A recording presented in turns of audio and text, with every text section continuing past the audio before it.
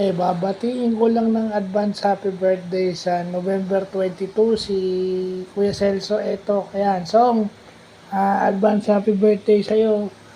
In advance ko na kasi baka makalimutan ko pang birthday mo sa 22.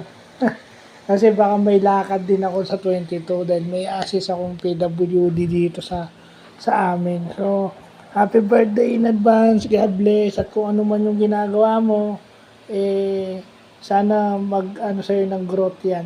Tama-tama, yung i-assist ko, kagaya mo rin. Yung i-assist ko, kailangan ng prosthetic leg. Nakagaya mo na meron ka ng prosthetic leg. So, God bless and more birthdays to come. Sana okay kayo dyan sa Sikihor.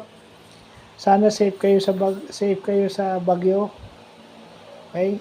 Kung nararamdaman yung epekto ng bagyo, sana okay kayo dyan. So, yun lang, napadaan lang para bumati. Happy birthday in advance.